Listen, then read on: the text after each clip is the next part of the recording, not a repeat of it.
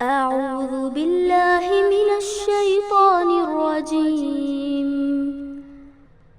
بسم الله الرحمن الرحيم. اقرأ باسم ربك الذي خلق. خلق الإنسان من علق. اقرأ وربك الأكرم. الذي علم بالقلم. علم الإنسان ما لم يعلم. السلام علیکم ورحمۃ اللہ وبرکاتہ۔ تمام تعریفیں اللہ رب العالمین کے لیے ہیں اور ہمارے نبی محمد صلی اللہ علیہ وسلم پر ہزاروں درود و سلام۔ پیاری بہنوں، اللہ تعالیٰ سے امید ہے کہ آپ سب بہترین صحت کی اچھی حالت میں ہوں گے۔ اللہ تعالیٰ آپ سب لوگوں کو صحت دے، تندرستی دے، اور ہم لوگوں کو اس قرآن کی کلاس سے جوڑے رکھے تاکہ ہم لوگ اس کو قرآن کو سمجھیں، قرآن کے حقوق کو اچھی طرح سے ادا کریں، قرآن کو سمجھیں، اس پر عمل کرنے کے لیے اللہ تعالیٰ ہم کو آسان بنائے۔ تو دیکھیے، آج ہم لوگ سورہ فرقان کی 5واں رکوع جو ہے اس کی تفسیر دیکھتے ہیں۔ میں اللہ تعالیٰ سے دعا کرتی ہوں کہ اللہ تعالیٰ مجھے اس کو اب بہترین طریقے سے بیان کرنے کی اللہ تعالیٰ مجھے وہ دے، میں اچھی طرح سے اس کو بیان کر سکوں۔ چلیے ہم لوگ شروع کرتے ہیں۔ سورہ فرقان آیت 5واں رکوع۔ چلیے دعا پڑھ لیتے ہیں قرآن شروع کرنے سے پہلے کی دعا۔ بسم اللہ الرحمن الرحیم۔ رب اشرح لی صدری ویسر لی امری واحلل عقدۃ من لسانی یفقہوا قولی ربی زدنی علما رب یسر ولا تعسر وتمم بالخیر اللہم انفعنا بما علمتنا وعلمنا ما ینفعنا وزدنا علما۔ اعوذ باللہ من الشیطان الرجیم۔ بسم اللہ الرحمن الرحیم۔ آیت نمبر 45۔ علم تری الی ربک، کیا آپ دیکھتے نہیں ہیں، کیا آپ نے دیکھا نہیں کہ کیف مد الظل، کہ کیسے دراز کرتا ہے اللہ تعالیٰ سائے کو۔ مد یعنی دراز کرتا ہے، ظل مطلب سایہ، کہ کیسے دراز کرتا ہے اللہ تعالیٰ سائے کو۔ وَلَوْ شَاءَ لَجَعَلَهُ سَاكِنًا، اور اللہ تعالیٰ فرماتا ہے اگر وہ چاہتا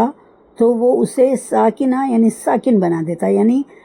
ایک جگہ رکنے والا بنا دیتا۔ سایہ انسان کا جو رہتا ہے، یا انسان یا کسی بھی چیز کا سایہ بڑا چھوٹا ہوتا رہتا ہے۔ تو اس آیت میں اللہ تعالیٰ فرما رہے ہیں کہ وَلَوْ شَاءَ، اگر وہ چاہتا، لَجَعَلَهُ سَاكِنًا، تو وہ اسے ساکن ہی رہنے دیتا، ایک جگہ پر رکا ہوا رہنے دیتا۔ ثُمَّ جَعَلْنَا الشَّمْسَ عَلَيْهِ دَلِيلًا، پھر ہم نے سورج کو اس پر دلیل بنایا، یعنی اللہ تعالیٰ نے اسے سورج کو اس پر دلیل بنایا، اس پر رہنمائی کرنے والا بنایا۔ تو اس آیت میں اللہ تعالیٰ سائے کا ذکر کر رہے ہیں، ہے نا، سائے کا ذکر کر رہا ہے اللہ تعالیٰ، یعنی کیسے اللہ تعالیٰ دراز کرتا ہے سایہ، اور کیسے جو ہے سایہ جو ہے سمٹ جاتا ہے۔ تو ہم سب لوگوں نے اس کو غور کیا ہوگا اس کے اوپر کہ کبھی ہم جب راستے پر چڑھتے ہیں اور چلتے ہیں اور دھوپ ہوتی ہے، یا ہم گھر میں رہتے ہیں جہاں پر دھوپ ہوتی ہے، تو وہاں پر سایہ رہتا ہے۔ تو کبھی سایہ جو ہے لمبا رہتا ہے، کبھی سایہ جو ہے چھوٹا رہتا ہے، کبھی سایہ بالکل ہمارے قدموں میں رہتا ہے، قدموں کے نیچے رہتا ہے۔ تو اللہ تعالیٰ نے سایوں کے اس آیت میں سایوں کے بتدریج گھٹنے اور بڑھنے کے جو ہے اثرات، وہ اللہ تعالیٰ نے اس آیت میں بیان کیا ہے۔ اللہ تعالیٰ نے فرمایا ہے کہ سایوں کا کس سے تعلق ہے؟ سورج سے گہرا تعلق ہے۔ کس وجہ سے ہم کو سایہ نظر آتا ہے؟ سورج کی وجہ سے ہم کو سایہ جو ہے وہ نظر آتا ہے۔ جہاں بھی روشنی ہوگی چیزوں کا سایہ وہیں پر ہوگا، ہے نا۔ دوسری ایک بات یہ بتائی کہ یعنی روشنی کا سورس کیا ہے؟ روشنی کا سورس یہی سورج ہے نا۔ تو اس لیے ہر قسم کے نباتات، جاندار چیزوں کی نشو و نما پر اثر انداز ہونے کی جو سورج کی روشنی یا دھوپ، اور اسی سے اس کے اوپر اثر انداز ہوتی ہے۔ روشنی सूरज की रोशनी या धूप, और इसी वजह से साया होता है। अब अगर एक ये अल्लाह ताला का कानून है, देखिए अगर किसी चीज़ पर हमेशा धूप पड़ती, जैसे साया कैसे, जब सूरज निकलता है, सूरज एकदम हमारे सर पे आ जाता है, फिर सूरज ढलने लगता है, मतलब ये कि हर चीज़ जो है, तो इसी वजह से हमारा साया भी घटता और बढ़ता रहता है। अल्लाह ताला यहाँ पर ये फरमाते हैं कि अगर किसी चीज़ पर हमेशा धूप पड़ती रहती और उसके ऊपर कभी साया ना होता, तो कभी उसकी नशोनुमा जो है वो दुरुस्त तरीके से नहीं हो सकती। धूप और साया दोनों ही अल्लाह की नेमतें हैं, और दोनों से ही हर चीज़ की ज़िंदगी का गहरा ताल्लुक़ है, धूप से भी और साया से भी। तो ये इससे हमारी ज़िंदगी का गहरा ताल्लुक़ है। अगर हमेशा धूप रहती तो भी ज़िंदगी का तसव्वुर नहीं किया जा सकता, अगर हमेशा साया रहता तो ज़िंदगी की ये बहारें कभी कायम नहीं रह सकती थी, है ना। तो इस आयत में एक दफ़ा और हम लोग देख लेते हैं कि अल्लाह ताला फरमा रहे हैं कि आप देखते नहीं कि तुम्हारे परवरदिगार किस तरह साया फैला देता है, अगर वो चाहता तो उसे वहीं साकिन ही रहने देता। फिर अल्लाह ताला ने सूरज को उस पर रहनुमाई करने वाला बनाया है। फिर मतलब जैसे जैसे सूरज बुलंद होता जाता है और साए को है आहिस्ता आहिस्ता अपनी तरफ समेटते चले जाते हैं, है ना। तो ये अब ये आयत देखिए,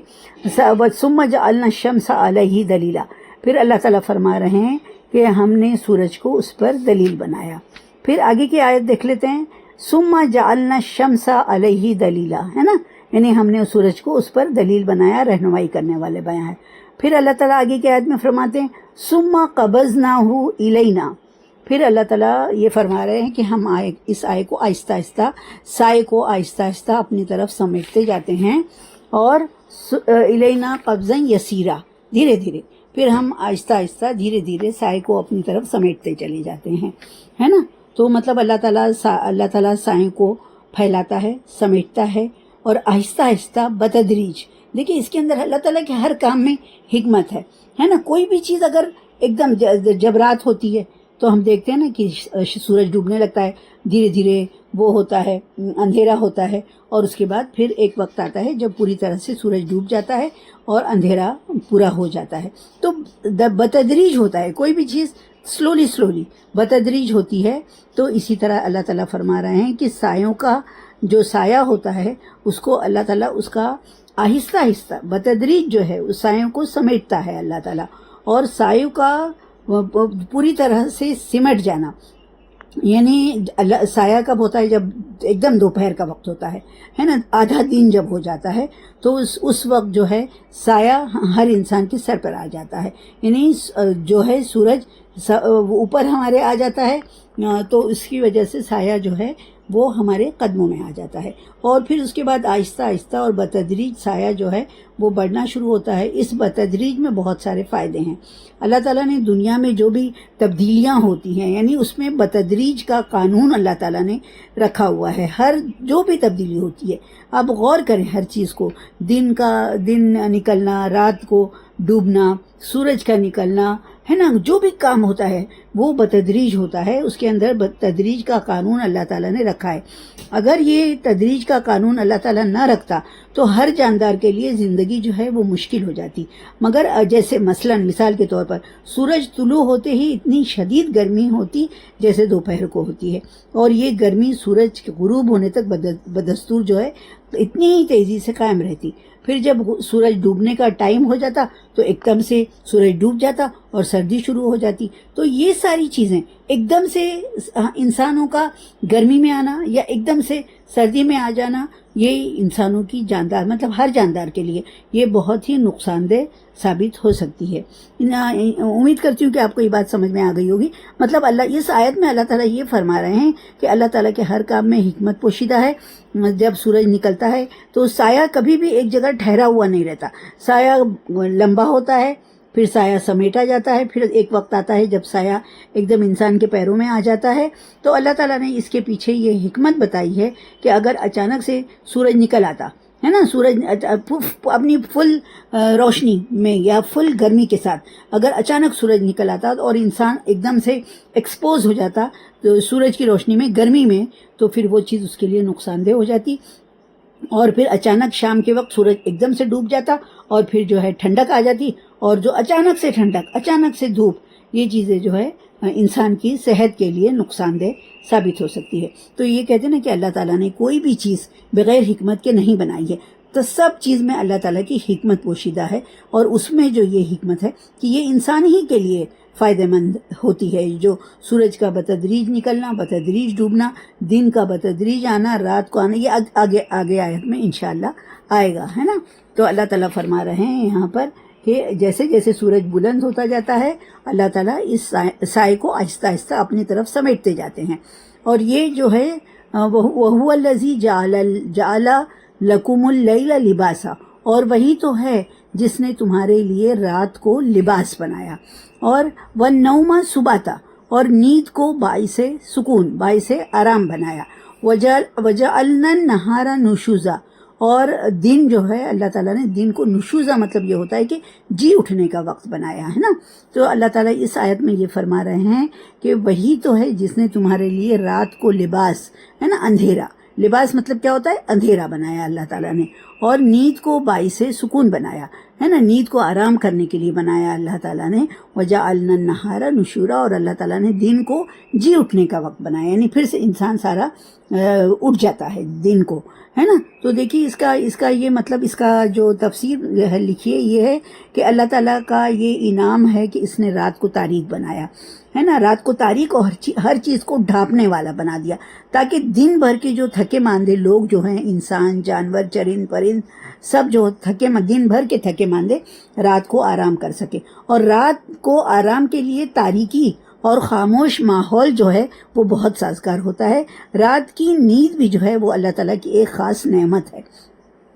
نا. پھر اس نیند میں بھی اللہ تعالیٰ کی کئی نشانیاں ہیں. دن بھر کام کرتا ہے انسان اور محنت سے جسم میں جو ہیں اس کے سیلز جو ہیں وہ جل جاتے ہیں. بہت محنت کرنے سے, گرمی لگنے سے اور کام کرنے سے تو اس کے جو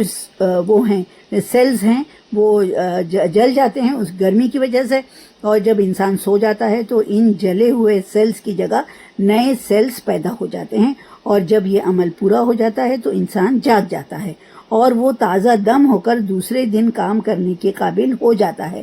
انسان جس قدر زیادہ تھکا ہوا ہوگا اسے اتنی ہی گہری نیند آئے گی, اور بہت نیند کا اثر زیادہ دیر تک رہے گا. اگر دیکھیں ہم تھکے ہوئے نہیں رہتے نا, اگر ہم دن میں سوئے رہتے ہیں تو رات میں جلدی نیند نہیں آتی ہے, مگر جو تھکا ہوا انسان ہے دیکھیے وہ بستر پہ گرتے ہی اس کو نیند آ جاتی ہے اور وہ سو جاتا ہے. تو اس میں یہ حکمت پوشیدہ ہے کہ جو ہمارے سیلز ڈیڈ ہو جاتے ہیں وہ پھر سے, جیسے موبائل کی مثال لے لیجئے, وہ یہ مثال آپ کو زیادہ اچھے سے سمجھ میں آئے گی کہ موبائل جو ہے جب وہ اس کا وہ ہو جاتا ہے,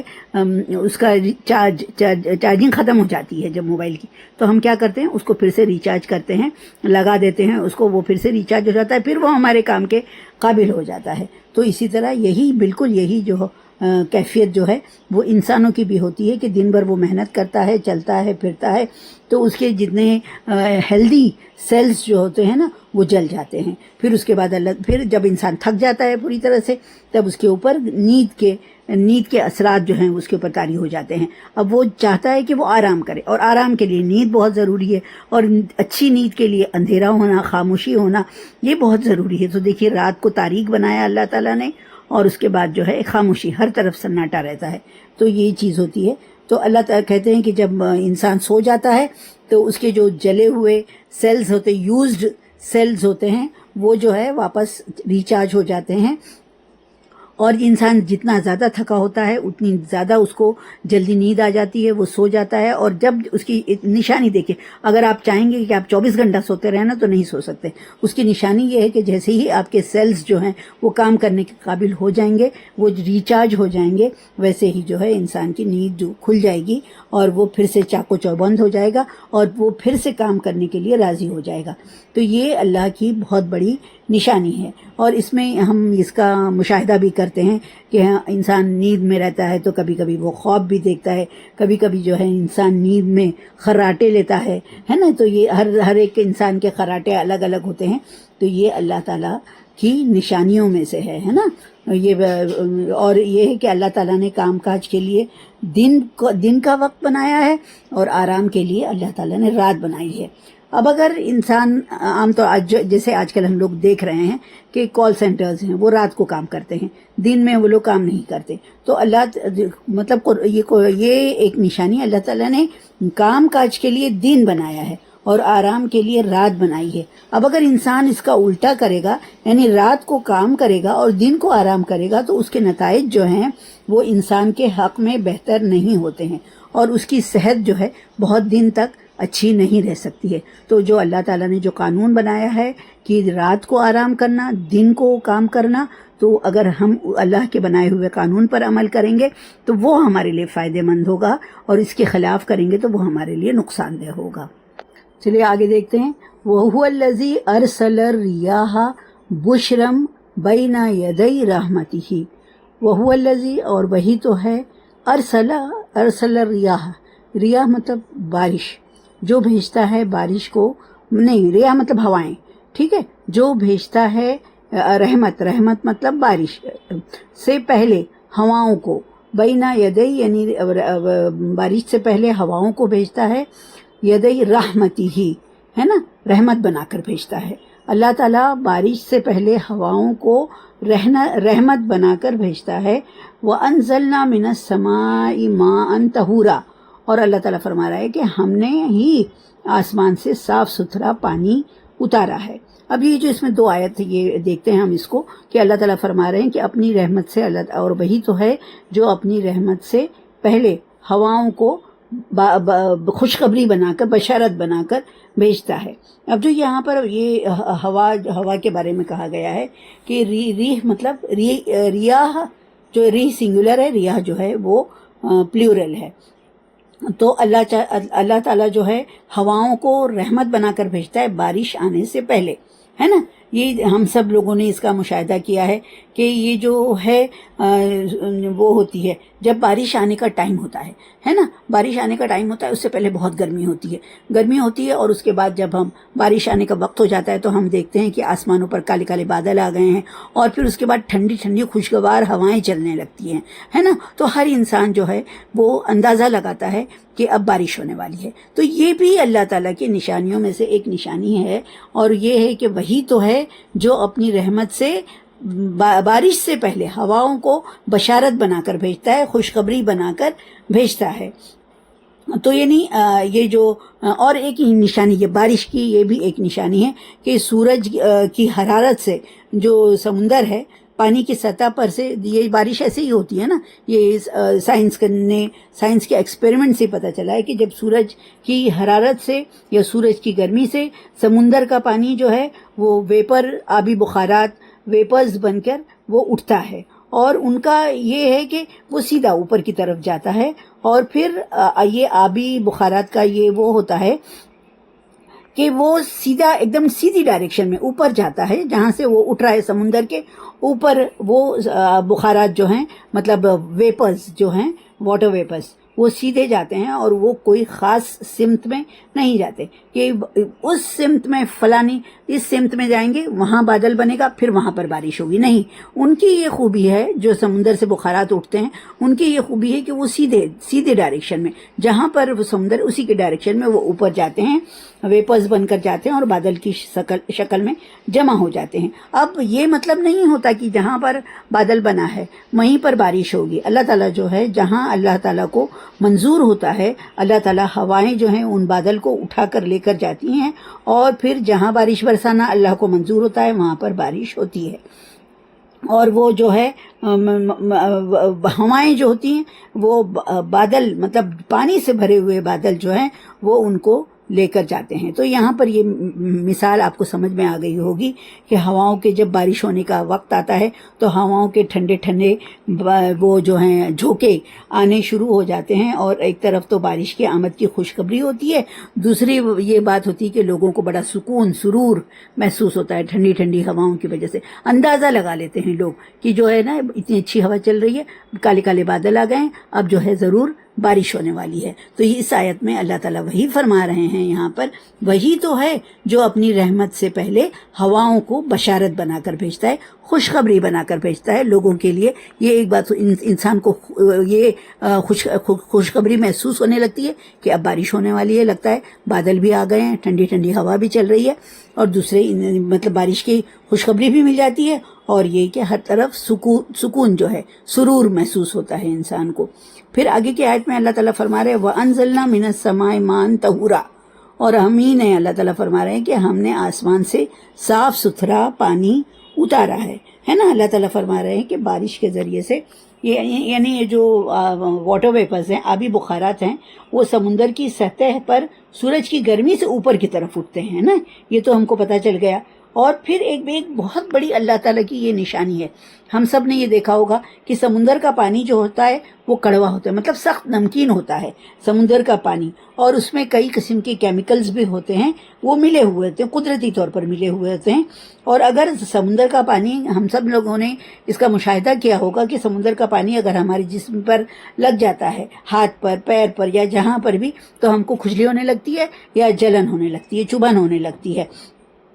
اور جب تک ہم سادہ پانی لے کر اس جگہ کو صاف نہیں کر لیتے، دھو نہیں لیتے، ہم کو چین نہیں آتا۔ یعنی سمندر کے پانی میں اتنا زیادہ نمک ہوتا ہے کہ اگر وہ ہمارے جسم پر لگ جائے تو ہم کو اس جگہ پر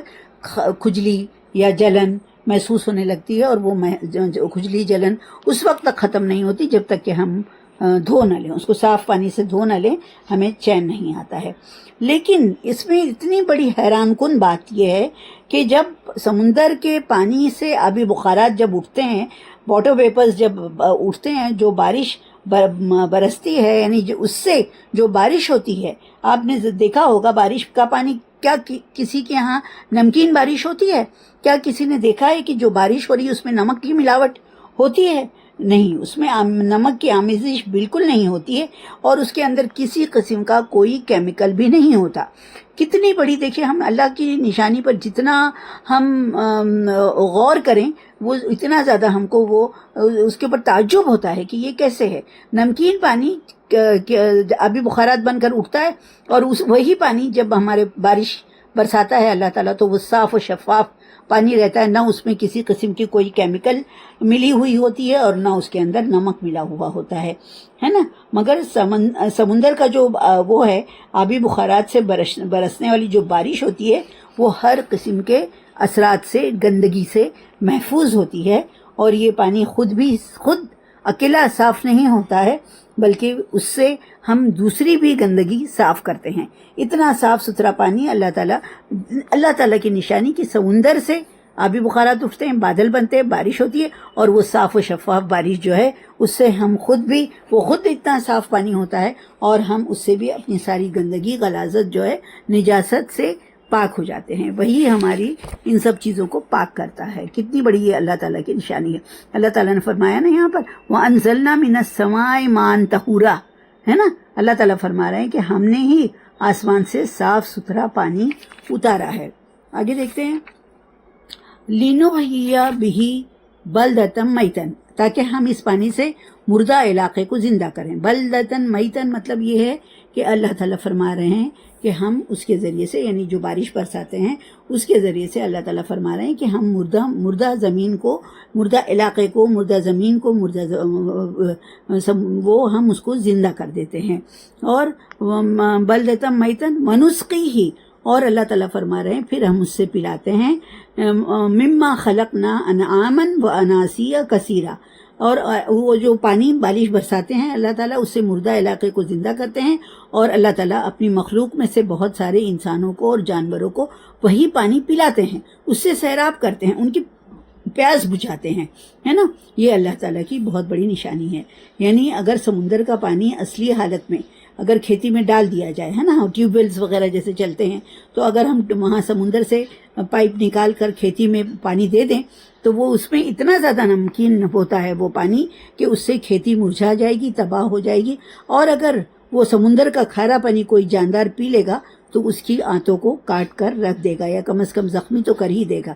لیکن اسی سمندر کے پانی کے جب بخارات واٹر ویپرز بارش میں تبدیل ہو جاتے ہیں تو کیا نباتات، کیا حیوان، کیا انسان، سب کے لیے یہ پانی جو ہے وہ حیات بخش ہوتا ہے، زندگی دینے والا ہو جاتا ہے اس کے ذریعے سے کہ جب وہ کھیتوں میں پانی ڈالا جاتا ہے تو کھیتیاں لہلہانے لگتی ہیں اور جاندار مخلوق جو ہے بارش ہونے سے پہلے ہواؤں کی آمد جو ہے ٹھنڈی ٹھنڈی ہوائیں اس پر خوش ہو کر جھومنے لگتا ہے۔ نباتات سے ہی جاندار اور مخلوق کو غذا حاصل ہوتی ہے اور اس کے پینے کے لیے اللہ تعالیٰ صاف ستھرا پانی دیتا ہے نا، کہ یہ اللہ تعالیٰ کی نشانی ہے اور کوئی مخلوق ایسی نہیں جس کی زندگی پانی کے بغیر ممکن ہے۔ زمین پر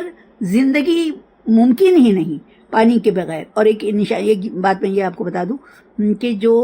جس چیز کی جتنی زیادہ ضرورت ہوتی ہے اللہ تعالیٰ نے وہ چیز افراط بہت زیادہ مقدار میں بنایا ہے۔ جیسے آکسیجن کے بغیر زندگی کا تصور نہیں کیا جا سکتا، تو اللہ تعالیٰ نے آکسیجن کو ہواؤں میں بھر دیا، پھیلا دیا اللہ تعالیٰ نے۔ اگر مان لیجئے کبھی کوئی کووڈ آیا تھا یا جو بھی آیا تھا، اس میں لوگوں کو آکسیجن کی کمی ہو گئی تھی، سلنڈرز مل نہیں رہے تھے، کتنے سارے لوگ اس کی کمی کی وجہ سے مر گئے۔ مگر یہ دیکھیے نشانی اللہ تعالیٰ کی، اللہ تعالیٰ نے ہواؤں میں، فضاؤں میں آکسیجن بھر دیا اور ہر جتنا چاہیے اتنا فری سب لوگ سانس لے رہے ہیں، اس کا کوئی ہم کو پیمنٹ نہیں کرنا پڑتا ہے۔ اور دوسری یہ چیز کہ اللہ تعالیٰ نے آسمانوں سے بارش نازل کیا، بارش کا پانی بے انتہا بے تحاشا پانی، 3 مہینہ 4 مہینہ بارش ہوتی ہے اور انسان جو ہے وہ ان پانیوں کو پریزرو کر لیتا ہے، روک لیتا ہے، سنبھال کر رکھتا ہے اور سال بھر پھر اس پانی کو وہ استعمال کرتا ہے۔ اور کوئی بھی چیز، چرند پرند اور نباتات اور کسی چیز کی زندگی کا تصور نہیں کیا جا سکتا بغیر پانی کے، ہے نا۔ تو اللہ تعالیٰ نے اللہ تعالیٰ فرما رہے ہیں کہ اللہ تعالیٰ اسی پانی کے ذریعے سے لِنُحْيِيَ بِهِ بَلْدَةً مَيْتًا، تاکہ ہم اس پانی سے مردہ علاقے کو زندہ کریں۔ وَنُسْقِيهِ، اللہ تعالیٰ وَنُسْقِيَهُ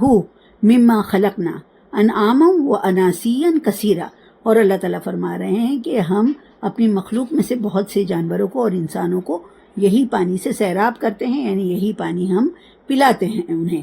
ٹھیک ہے۔ اب آگے دیکھتے ہیں، وَلَقَدْ صَرَّفْنَاهُ بَيْنَهُمْ لِيَذَّكَّرُوا، اللہ تعالیٰ نے فرمایا کہ اللہ تعالیٰ نے اپنی نشانیوں کو، اللہ تعالیٰ نے اپنی باتوں کو مختلف طریقوں سے ان کے سامنے بیان کر دیا ہے، انسانوں کے سامنے بیان کر دیا ہے، لِيَذَّكَّرُوا، تاکہ وہ اس سے کچھ سبق حاصل کریں، ہے نا۔ اللہ تعالیٰ نے اللہ تعالیٰ اپنی نشانیاں قرآن میں بار بار اللہ تعالیٰ بتاتے ہیں تاکہ انسان ان پر غور کرے، اور اللہ تعالیٰ جو بیان کرتا ہے اس سے انسان کچھ نہ کچھ سبق حاصل کرے، ہے نا۔ تو یہ جو انسان قرآن پڑھتا ہے اور اس کی نشانیوں سے کچھ نہ کچھ سبق حاصل کرتا ہے، اور تھوڑی بہت نشانیاں نہیں قرآن میں لکھی گئی ہیں بلکہ اس کی بے انتہا تمام نشانیاں اللہ تعالیٰ نے قرآن میں لکھ دی ہیں، اور انسان کی زندگی پر اس کا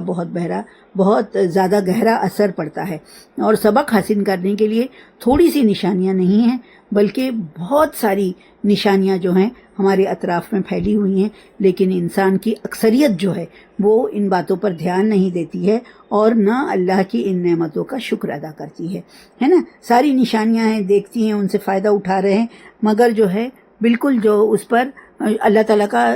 نشانیوں پر غور و فکر بھی نہیں کرتی اور اللہ تعالیٰ کا شکریہ بھی ادا نہیں کرتی ہے۔ دیکھیے اس میں کیا بتایا گیا ہے، وَلَقَدْ صَرَّفْنَاهُ بَيْنَهُمْ لِيَذَّكَّرُوا، اللہ تعالیٰ فرما رہے ہیں کہ ہم نے جو ہے الگ الگ طریقوں سے لوگوں کے سامنے اپنی نشانیاں جو ہیں وہ کھول کھول کر بیان کر دی ہیں تاکہ لوگ اس سے سبق حاصل کریں۔ فَأَبَى أَكْثَرُ النَّاسِ إِلَّا كَفُورًا، لیکن اکثر لوگ کفر کے سوا کوئی اور بات تسلیم ہی نہیں کرتے، انکار کر دیتے ہیں لوگ جو ہیں، اور اللہ کی باتوں کو تسلیم نہیں کرتے ہیں۔ وَلَوْ شِئْنَا، اور اگر اللہ تعالیٰ فرماتے ہیں اگر ہم چاہتے، لَبَعَثْنَا فِي كُلِّ قَرْيَةٍ نَذِيرًا، اللہ تعالیٰ فرما رہے ہیں اگر ہم چاہتے تو ہر بستی میں ایک ڈرانے والا مطلب پیغمبر بھیج دیتے، ہر بستی میں ایک ڈرانے والا یعنی ایک پیغمبر بھیج دیتے۔ اب اللہ تعالیٰ پیغمبر کو تاکید کر رہے ہیں کہ فَلَا تُطِعِ الْكَافِرِينَ، لہٰذا آپ کافروں کی بات نہ مانیے، وَجَاهِدْهُمْ بِهِ جِهَادًا كَبِيرًا، اور اللہ تعالیٰ فرما رہے ہیں کہ یہ جو اللہ تعالیٰ نے تم کو نذیر بنا کر بھیجا ہے، ڈرانے والا بنا کر بھیجا ہے، تو اب یہ تمہاری ذمہ داری ہے کہ کافروں کی بات نہ مانیے، اور فَلَا تُطِعِ الْكَافِرِينَ وَجَاهِدْهُمْ بِهِ جِهَادًا كَبِيرًا۔ اور اللہ تعالیٰ فرما رہے ہیں کہ قرآن کی ہدایت کے مطابق ان سے زبردست جہاد کیجیے، جہادن کبیرہ، ان سے زبردست جہاد کیجیے۔ اب یہاں پر یہ بات کہ کافروں سے جہاد کبیر کیوں اور کیسے کیا جائے، تو اللہ تعالیٰ یہاں اس آیت میں یہ فرما رہے ہیں اگر ہم چاہتے تو ہر بستی میں الگ الگ نبی بنا کر بھیج دیتے، اور تو مگر اللہ تعالیٰ کی مشیت یہ ہے کہ ایک ہی نبی، نبوت جو ہے، آفتاب نبوت ایک ہی جگہ بھیجا جائے گا، جس کی رسالت سب لوگوں کے لیے یکساں ہوگی اور قیامت تک رہے گی، ہے نا۔ اللہ کے رسول صلی اللہ علیہ وسلم کو آخری نبی بنا کر بھیجا ہے، اور اللہ تعالیٰ نے یہ کہا ہے کہ اب کوئی نبی نہیں آئے گا، اور ان کی رسالت یعنی اللہ کے رسول محمد صلی اللہ علیہ وسلم کی رسالت جو ہے تا قیامت رہے گی، اور سب کے لیے نبی بنا کر بھیجا ہے۔ کسی ایک قوم کے لیے، اس کے پہلے جو طریقہ تھا اللہ کا، وہ کسی ایک قوم کے لیے اور یا کسی ایک علاقے کے لیے نبی بنا کر بھیجا جاتا تھا،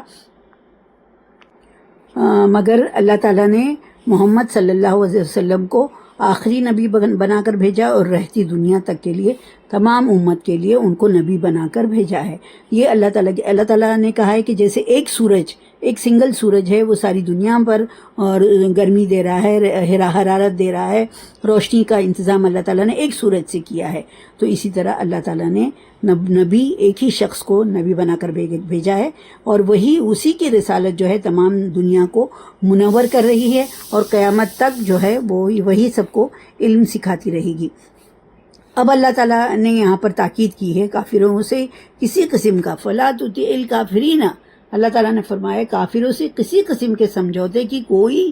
ضرورت نہیں ہے، وَجَاهِدْهُمْ بِهِ جِهَادًا كَبِيرًا، مگر اللہ تعالیٰ فرما رہے ہیں کہ اپنی قوت کے ساتھ کافروں کا ڈٹ کر مقابلہ کیجیے۔ یہ خطاب جو ہے اللہ تعالیٰ نے نبی صلی اللہ علیہ وسلم سے کیا ہے، مگر اس کے مخاطب جو ہے امت مسلمہ ہے، تمام امت جو ہے وہ اس میں شامل ہے، یعنی تمام امت کا ہر فرد اس کی اپنی کوشش میں کوئی کمی نہ اٹھا رکھے، اور تمام تر ذرائع استعمال کرے، اور دشمن کا ہر محاذ پر مقابلہ کیا جائے، یعنی جہاں اسلام اور باطل کی جنگ ہوگی تو اس میں بالکل دبنا نہیں ہے۔ یہ تمام امت مسلمہ کو بھی اللہ تعالیٰ یہاں پر حکم دے رہے ہیں، اور نبی کو بھی حکم دے رہے ہیں کہ دشمن کا ہر محاذ پر مقابلہ کیا جائے، اور ہر اس محاذ پر جہاں پر اسلام دشمن طاقتیں جو ہے وہ کام کر رہی ہیں، اور اس میں مقابلہ کس طرح ہونا چاہیے کہ اس میں زبان، قلم، یہ اس سب کا جہاد ہونا چاہیے، یعنی خالی تلوار سے جہاد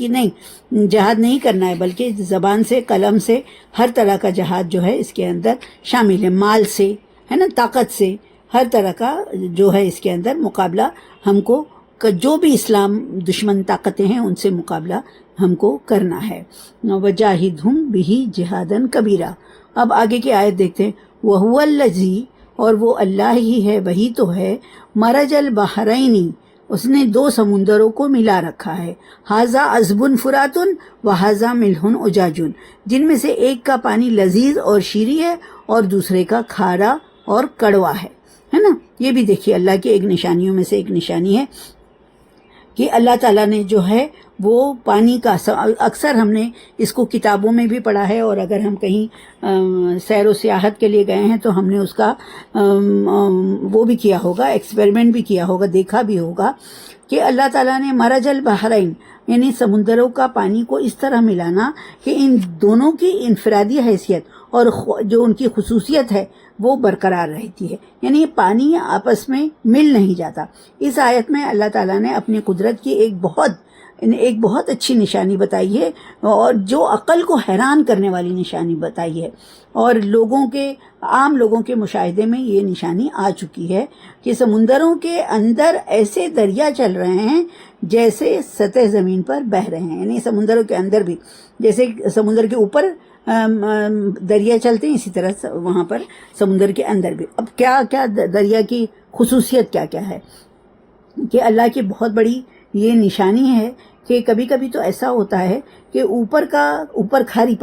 پانی جو ہے وہ کھارا ہوتا ہے، لیکن تھوڑا سا نیچے جائیں گے اگر تھوڑا سا اور گہرائی میں جائیں گے تو نیچے جو ہے ٹھنڈے اور میٹھے پانی کا دریا بہ رہا ہوتا ہے، اور کبھی ایسا ہوتا ہے کہ 2 حصے میں ڈیوائیڈ ہوا رہتا ہے، ایک طرف کا پانی جو ہے وہ کھارا ہوتا ہے اور دوسرے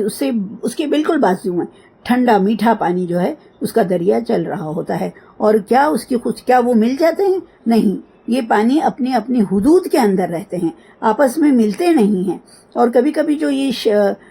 شپ چلتی ہے یا بوٹ وغیرہ چلتی ہے تو وہ کیا کرتے ہیں، وہاں کے اس کے جو کیپٹنز ہوتے ہیں یا اس کے ملاح ہوتے ہیں، وہ ان کو پتا ہوتا ہے، وہ اکثر سفر کرتے رہتے ہیں اس علاقے میں، تو ان کو پتا ہوتا ہے کہ یہ پرٹیکولر یہ جگہ جو ہے اس کے نیچے اوپر کھارا پانی ہے، نیچے جو ہے ٹھنڈا اور میٹھا پانی وہ لے لیتے ہیں۔ تو چلتے چلتے جو ہے تھوڑا سا دریا روک کر وہ اس کے اندر سے پانی نیچے سے اوپر کھارا پانی، نیچے سے ٹھنڈا پانی، میٹھا پانی وہ لوگ نکال لیتے ہیں۔ یہ اللہ کی کتنی بڑی نشانی ہے۔ دیکھیں اللہ تعالیٰ نے اپنی قدرت کی نشانی کی یہ مثال اس لیے دی ہے تاکہ یہ بات عام لوگوں کے، کیونکہ یہ بات عام لوگوں کے مشاہدے میں آ چکی ہے نا، لوگوں نے دیکھا ہے، اس کا مشاہدہ کیا ہے۔ اور کہتے ہیں کہ پانی کی یہ خوبی ہوتی ہے کہ اگر پانی میں وہ کچھ وہ کیا جائے، ملائے شربت، جیسے ہم لوگ پانی میں شربت روح افزا ملاتے ہیں اور جب ہم اس کو چمچ سے چلاتے ہیں تو وہ ایک جان ہو جاتا ہے، مل جاتا ہے، پھر ہم میٹھا پانی پی لیتے ہیں۔ لیکن یہاں پر یہ بتایا گیا ہے کہ مگر ایسے مقامات پر اللہ تعالیٰ نے پانی کی اس خاصیت کو سلب کر لیا، یعنی مکس ہو جانے والا، مل جانے والا، وہ قوت کو اللہ تعالیٰ نے سلب کر لیا تاکہ سمندر کے اندر یا سمندر کے کنارے پر بسنے والی جو مخلوق ہے اس کو پینے کے لیے ٹھنڈا اور میٹھا پانی مہیا ہو سکے تاکہ وہ اپنی زندگی کو برقرار رکھ سکے۔ دیکھیے اللہ تعالیٰ کو کتنا خیال ہے نا اپنی مخلوق کا، سمندر میں رہنے والی مچھلیوں کا، مطلب وہ پانی کی کوالٹیز مل نہیں جاتی، پانی ٹھنڈا پانی الگ رہتا ہے، کھارا پانی الگ رہتا ہے، تاکہ جو مخلوق جو ہیں وہ اس سے فائدہ حاصل کر سکیں۔ سبحان اللہ، سبحان اللہ۔ آگے دیکھیے وَهُوَ الَّذِي مَرَجَ الْبَحْرَيْنِ هَذَا عَذْبٌ فُرَاتٌ وَهَذَا مِلْحٌ أُجَاجٌ، وہی تو ہے جس نے 2 سمندروں کو ملا رکھا ہے، ان میں سے ایک کا پانی لذیذ اور شیریں ہے اور دوسرے کا پانی کھارا ہے اور کڑوا ہے۔ وَجَعَلَ بَيْنَهُمَا بَرْزَخًا وَحِجْرًا مَحْجُورًا، اللہ تعالیٰ فرما رہے ہیں کہ ہم نے ان کے درمیان ایک پردہ اور آڑ، سخت مطلب ایک آڑ، ایسی آڑ نہیں کہ جو ہٹ جائے، سخت روک جو ہے، سخت آڑ کھڑی کر دی ہے اللہ تعالیٰ نے، ہے نا۔ یہ دو طرح کے پانی ملتے نہیں ہیں، وہ ان دونوں کو ملنے نہیں دیتی ہے۔ وحجرا محجورا، یعنی ایسی آڑ رکھی جو ان دونوں کو ملنے نہیں دیتی ہے نا۔ ارے وہ کیسے وہ دونوں الگ الگ رکھتے ہیں؟ اللہ تعالیٰ نے ان کو الگ کیا ہوا ہے، وہ ملنے نہیں پاتے ہیں۔ وَهُوَ الَّذِي خَلَقَ مِنَ الْمَاءِ بَشَرًا فَجَعَلَهُ نَسَبًا وَسِحْرًا، اور اللہ تعالیٰ فرما رہے ہیں کہ وہی تو ہے جس نے پانی، اب یہاں پانی کا مطلب ہے کہ نطفے سے، جس نے نطفے سے انسان کو پیدا کیا، فَجَعَلَهُ نَسَبًا وَسِحْرًا، پھر وہ جو ہے ان کے نسب سے اور سسرال کا سلسلہ چلا ہے۔ وَكَانَ رَبُّكَ قَدِيرًا، اور آپ کا پروردگار بڑی ہی قدرت والا ہے۔ یعنی اللہ تعالیٰ نے ایک پانی کے نطفے سے انسان پیدا کیا اور پھر اللہ تعالیٰ نے اس کے ذریعے سے وہ پوری مطلب کرشمہ دیکھیے، اللہ تعالیٰ نے جو انسان جو ہے، بہت سارے انسان جو ہے وہ وجود میں آ گئے، کسی کو لڑکا پیدا ہوا، کسی کو لڑکی پیدا ہوئی، اور پھر یہ دونوں تو اب ان کے اندر بھی کتنی وہ ہے نا، وہ الگ الگ کوالٹیز ہیں سب کی، ان ساری خصوصیات، سب کے 2 ہاتھ ہیں، 2 پیر ہیں، اور بہت کچھ چیزیں اللہ تعالیٰ نے رکھا کہ ان کی جو کچھ لڑکا، کسی کو لڑکا بنایا اللہ تعالیٰ نے، کسی کو لڑکی بنایا، اور پھر اس کے بعد اللہ تعالیٰ فرما رہے ہیں فَجَعَلَهُ نَسَبًا وَسِحْرًا، یعنی اللہ تعالیٰ نے پھر اس کے ذریعے سے میاں بیوی سے نسب اور سسرال یعنی مائکا اور سسرال کا سلسلہ چلا۔ وَكَانَ رَبُّكَ قَدِيرًا، اور آپ کا پروردگار بڑی ہی قدرت والا ہے۔ اب اگر ایک ہی ماں کے بچے پیدا ہوئے، اب وہ ایک خاندان چلتا، مگر اللہ تعالیٰ کا یہ قانون دیکھیے کہ ہمارے گھر میں لڑکی ہے تو وہ شادی کر کے چلی جائے گی کسی اور کے گھر میں، تو وہ گھر جو ہے وہ اس کا سسرال ہوا، اور اس سے اس کی پھر نسل آگے بڑھ رہی ہے، اور اسی طرح بالکل اسی طرح جو ہمارے گھر میں شاید بیٹا ہے تو بہو آتی ہے ہمارے گھر میں، اور پھر اس سے نسل چلتی ہے، پوتا پوتی، نواسا نواسی. تو یہ سب جو ہے اللہ تعالیٰ فرما رہا ہے کہ وہی ہے جو جس نے انسان پانی کے نطفے سے انسان پیدا کیا، پھر میاں بیوی سے نسب اور سسرال کا سلسلہ چلایا، اور آپ کا رب بڑا ہی قدرت والا ہے. وَيَعْبُدُونَ مِن دُونِ اللَّهِ مَا لَا يَنفَعُهُمْ وَلَا يَضُرُّهُم. اب اللہ تعالیٰ کفار کی، مشرکین کی مثال بیان کر رہا ہے کہ یہ لوگ، یعنی وہ جو انسان جن کو حق کے بارے میں نہیں پتا ہے، وہ اللہ کو وَيَعْبُدُونَ، وہ عبادت کرتے ہیں، مِن دُونِ اللَّهِ، اللہ کو چھوڑ کر ایسے لوگوں کی پوجا کرتے ہیں، مَا لَا يَنفَعُهُمْ وَلَا يَضُرُّهُم، جو نہ انہیں کچھ فائدہ پہنچا سکتی ہے اور نہ نقصان پہنچا سکتی ہے. یعنی جو نادان لوگ ہیں، جو اللہ کو نہیں مانتے ہیں، جو رسول کو نہیں مانتے ہیں، جو اسلام کو نہیں مانتے ہیں، وہ ایسے لوگوں کی پوجا کرتے ہیں، ایسے لوگوں کی عبادت کرتے ہیں جو نہ ان کو نفع پہنچا سکتی ہے اور نہ نقصان پہنچا سکتی ہے. وَكَانَ الْكَافِرُ عَلَى رَبِّهِ ظَهِيرًا. وَكَانَ الْكَافِرُ، اور کافر جو ہے، عَلَى رَبِّهِ ظَهِيرًا، اپنے رب کے مقابلے میں باغی کا مددگار بنا ہوا ہے. یعنی اللہ کو چھوڑ کر جو باغی ان کو کہا گیا ہے، جو کافر جو ہے وہ مسلمانوں کی مدد نہیں کرتے، اپنے رسول کی مدد نہیں کرتے، اور وہ جو ہے ان کی عبادت کرتے ہیں جو نہ انہیں فائدہ پہنچا سکتا ہے نہ نقصان پہنچا سکتا ہے. اور کافر جو ہے اپنے اللہ کے مقابلے میں، اپنے رب کے مقابلے میں اس کے دشمن کی مدد کرنے پر تلے ہوئے ہیں. اس کی مدد اپنے دشمن کی مدد، اللہ کے باغی کا مددگار بنا ہوا ہے. یعنی وہ اللہ کا یہ کام، اللہ کا کلمہ بلند کرنا چاہیے اس کو، مگر اللہ کی مخالفت پر وہ آمادہ ہو جاتا ہے. اور یہ اللہ تعالیٰ نے اس کو اتنی ساری انعامات دیے ہیں، اللہ تعالیٰ نے اتنی نعمتیں اللہ تعالیٰ نے اسے دیا ہوا ہے کہ اس کے اخلاقی، زبانی، مالی، جانی ہمدردی سب جو ہے مسلمانوں کے ساتھ ہونی چاہیے، اللہ کے ساتھ ہونی چاہیے، اپنے نبی کے ساتھ ہونی چاہیے. مگر وہ اللہ کے راستے کی رکاوٹ بن جاتے ہیں. انہیں کبھی اس بات کا خیال نہیں آتا کہ یہ ساری چیزیں تو ہمیں اللہ تعالیٰ نے دی ہے، ہم کو اس کے ترقی کے لیے کوشش کرنی چاہیے. مگر وہ کیا کرتے ہیں، اللہ تعالیٰ کا فرما بردار بن کر رہنے کے بجائے وہ الٹا عمل کرتے ہیں اور اس کو نقصان پہنچانے کی سازش میں شریک ہو جاتے ہیں. اور جو اللہ کے نافرمان لوگ ہیں ان کی پارٹی میں جا کر وہ لوگ مل جاتے ہیں اور ایسی چیزوں کی عبادت گزاری اور فرما برداری کرنے لگتے ہیں جن کے اختیار میں ان کا اپنا نفع اور نقصان کچھ نہیں ہے. یعنی یہ شرک ہے نا، یہ شرک کرنے لگتے ہیں، اللہ کو چھوڑ کر دوسرے معبودوں کی پوجا کرنے لگتے ہیں نا. تو وَيَعْبُدُونَ مِن دُونِ اللَّهِ مَا لَا يَنفَعُهُمْ وَلَا يَضُرُّهُمْ. یہ لوگ اللہ کو چھوڑ کر ایسی چیزوں کی پوجا کرتے ہیں جو نہ انہیں کچھ فائدہ پہنچا سکتی ہے اور نہ نقصان پہنچاتی ہے. وَكَانَ الْكَافِرُ عَلَى رَبِّهِ ظَهِيرًا. اور کافر جو ہے اپنے پروردگار کے مقابلے میں، اپنے رب کے مقابلے میں اللہ کے باغی کا مددگار بنا ہوا ہے. وما ارسلناک، اب اللہ تعالیٰ فرما رہے ہیں محمد صلی اللہ علیہ وسلم کے بارے میں کہ اے نبی صلی اللہ علیہ وسلم، وما ارسلناک الا مبشرا ونذیرا، آپ ان سے کہیے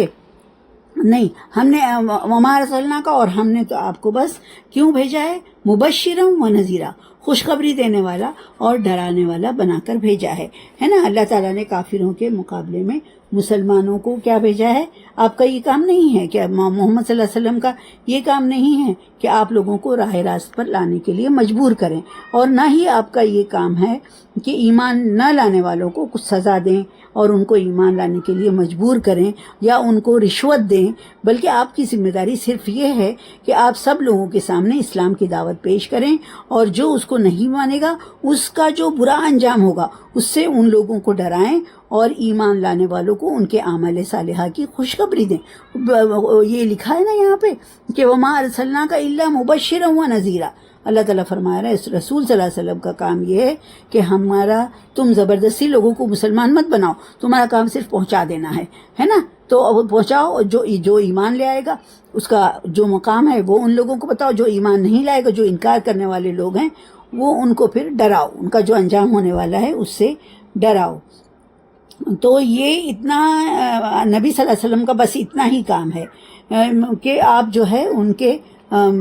جو اعمال صالحہ ہیں اس کی خوشخبری دیں، بلکہ ان کی تربیت کرنا صرف یہی کام نہیں ہے، بلکہ ان کی تربیت کرنا، ان کے جو ذمہ داریاں ہیں اس میں شامل ہے۔ اللہ کے نبی جو ہیں ان کی یہ ذمہ داری بھی ہے کہ ان پر ایمان تک پہنچانا ہے اور ان کا تزکیہ کرنا ہے اور ان کو ڈرانا ہے، آخرت کے عذاب سے ڈرانا ہے۔ تو یہ مسلمانوں کی یہ ذمہ داری بتائی گئی ہے کہ قرآنی آیات پڑھ کر سنانا ہے اور ان کا تزکیہ کرنا ہے، انہیں کتاب کی تعلیم دینا ہے اور اس کی حکمت بھی سمجھانا ہے ان کو۔ یہ مسلمانوں کا اور رسول کا کام ہے۔ وما ارسلناک الا مبشرا ونذیرا، اور اے نبی صلی اللہ علیہ وسلم ہم نے آپ کو بس خوشخبری دینے والا اور ڈرانے والا بنا کر بھیجا ہے۔ قل، آپ کہہ دیجئے، ما اسألکم علیہ من اجر،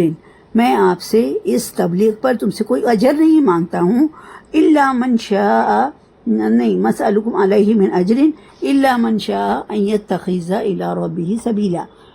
میری اجرت بس یہی ہے کہ جس کا جی چاہے وہ اپنے پروردگار کا راستہ اختیار کرے، اپنے رب کا راستہ اختیار کرے، ہے نا۔ تو اللہ تعالیٰ نے یہاں پر یہی بولا، میں تم سے کوئی اجر بھی نہیں مانگتا ہوں، میں صرف خوشخبری دینے والا اور ڈرانے والا بنا کر بھیجا گیا ہوں، اور میں تم سے کسی اجر کا بھی مطالبہ نہیں کرتا ہوں۔ میرا اجر بس یہی ہے، یہ کہہ دیجئے ان سے کہ میرا اجر بس اتنا ہی ہے کہ تم اپنے اللہ کا راستہ اختیار کرو، ہے نا، اور ان یتخذ الی ربہ سبیلا، اور اللہ تعالیٰ یہ فرما رہے ہیں کہ میرا اجر بس یہی ہے کہ تم اپنے رب کا راستہ اختیار کرو اور اسی پر توکل کرو، ہے نا۔ قل ما اسألکم علیہ من اجر، اور میں تم سے کوئی اجرت بھی نہیں مانگتا ہوں، اور الا من شاء ان یتخذ الی ربہ، جس کا جی چاہے وہ اپنے رب کا راستہ اختیار کرے۔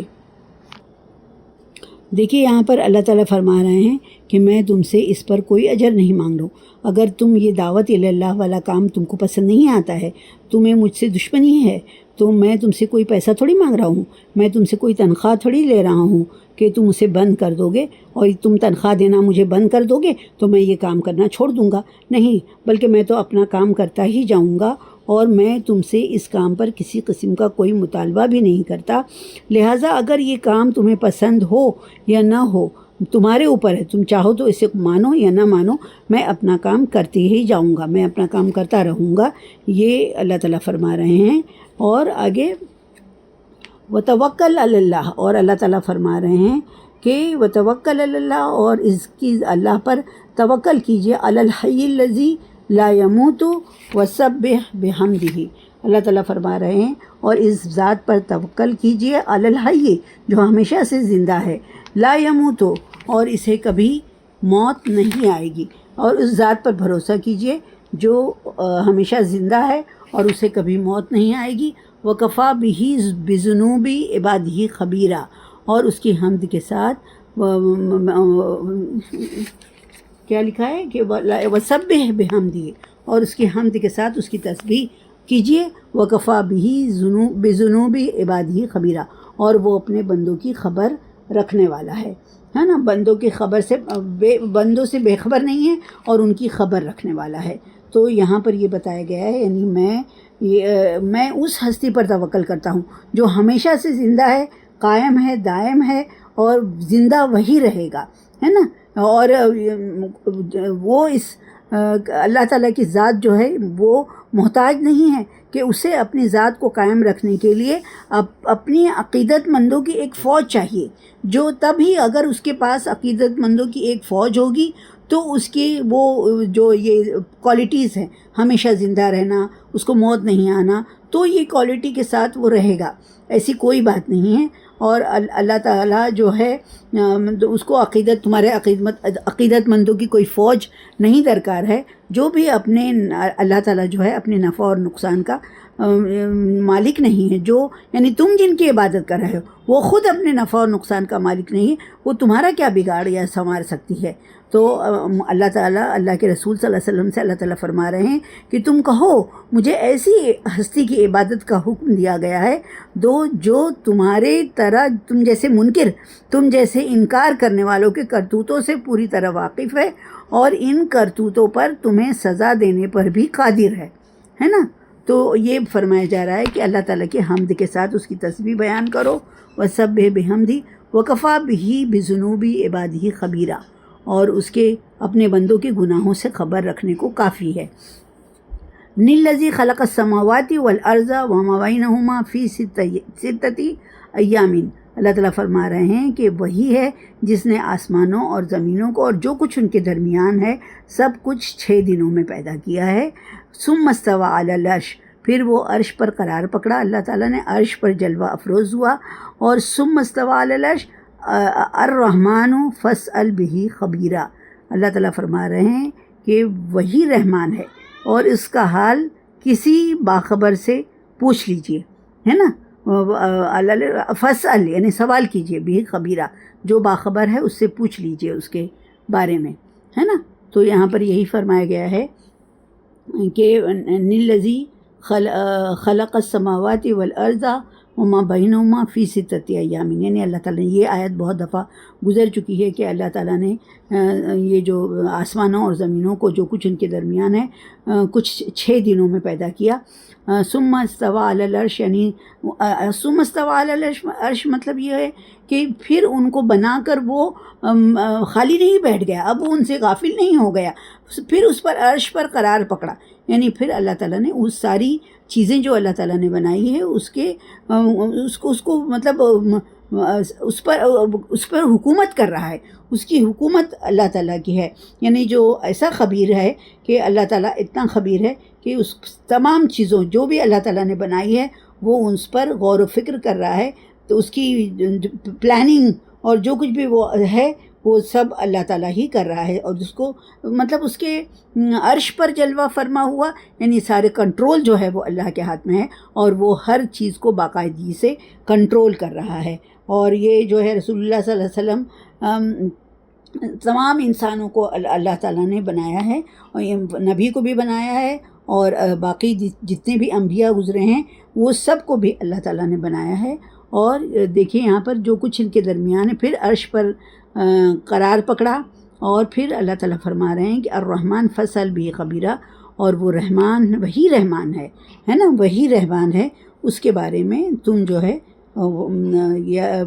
رحمان یہاں کا ذکر یہ کیوں کیا گیا ہے یہاں پر کہ رحمان بھی اللہ تعالیٰ کے ناموں میں سے ایک نام ہے نا، رحیم رحمان یہ اللہ تعالیٰ کے ناموں میں سے ایک نام ہے۔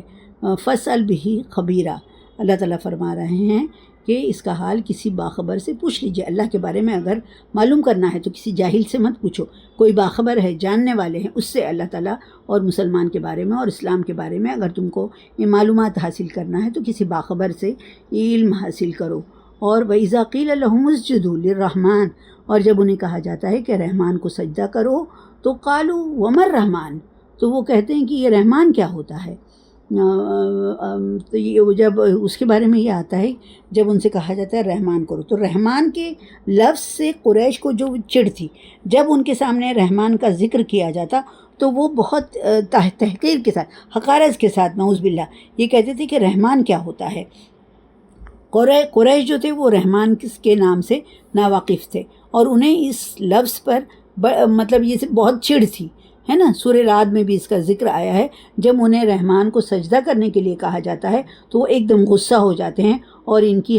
یہ حرکت جو ہے رحمان کا نام سن کر غصہ آنا، یہ محض ضد اور تعصب کی وجہ سے ہوتا ہے، اسی لیے وہ اللہ کا نام نہیں لینا چاہتے۔ رحمان جب ان سے کہا جاتا ہے کہ جب انہیں کہا جاتا ہے وَإِذَا قِيلَ لَهُمُ اسْجُدُوا لِلرَّحْمَٰنِ، جب انہیں رحمان کو سجدہ کرنے کے لیے کہا جاتا ہے تو قالوا وَمَا الرَّحْمَٰنُ، تو وہ کہتے ہیں رحمان کیا ہوتا ہے۔ اور قالوا وَمَا الرَّحْمَٰنُ أَنَسْجُدُ لِمَا تَأْمُرُنَا وَزَادَهُمْ نُفُورًا، تو کیا ہم اس کو سجدہ کریں، اور یہ چیز جو ہے وہ کہتے ہیں کہ کیا تم ہمیں رحمان کو سجدہ کرنے کا حکم دیتے ہو، یہ کتنی حقارت سے، نعوذ باللہ، وہ یہ بات کہتے ہیں۔ اور یہ جو دعوت ہے جب ان سے رحمان کا سجدہ کرنے کے لیے کہا جاتا ہے کہ تو وہ یہ بات کہتے ہیں وَزَادَهُمْ نُفُورًا، اور ان کی یہ چیز جو ہے، یہ دعوت جو ہے، ان کی نفرت میں مزید اضافہ کر دیتی ہے۔ اس آیت میں آیت سجدہ ہے، اور اس آیت کے اختتام پر آیت سجدہ ہے، اور یہاں پر جو سن رہا ہے اور جو بول رہا ہے اس کو جو ہے اس پر سجدہ کرنے کی مطلب سجدہ تلاوت یہاں پر ضروری ہے، کرنا ہے سجدہ تلاوت۔ اور یہاں پر یہ بات اللہ تعالیٰ کی اطاعت جو ہے وہ قریش مکہ جیسے اسلام دشمنوں کے درمیان فرق یہ اسی لیے بیان کی گئی ہے کہ رحمان کو سجدہ کرو. تو یہاں قریش مانتے نہیں تھے نا، تو اس لیے ان سے یہ کہا جا رہا ہے کہ مسلمان تو مانتے ہی تھے، مسلمان تو سجدہ بھی کر رہے ہیں، عبادت بھی کر رہے ہیں. اور جب ان سے رحمان کو، جب اللہ کے علاوہ رحمان کہا جاتا تھا تو وہ کہتے تھے ومر رحمان، رحمان کیا ہوتا ہے، کیا ہم اس کو سجدہ کریں اور جس کا تم ہم کو سجدہ کرنے کا حکم دے رہے ہو. وزادہم نفورا، اور اس سے ان کی نفرت جو ہے اس میں مزید اضافہ ہو جاتا تھا. یعنی ان کی اللہ تعالیٰ سے کوئی ان کو محبت نہیں تھی، مسلمانوں سے کوئی محبت نہیں تھی. اس طرح کی آیات جب نازل ہوتی تھی تو بجائے اس کے کہ وہ اس سے عبرت حاصل کریں، وہ اس سے کچھ سیکھیں، وہ جو ہے ان کی نفرت میں اس سے اضافہ ہو جاتا تھا. یہ آیت سجدہ ہے، ہم یہاں پر سجدہ کر لیں گے انشاءاللہ. اور صدق اللہ العلی العظیم. یہ ایک رکوع جو ہے کمپلیٹ ہو گیا ہے اور ہم دعا پڑھ لیتے ہیں.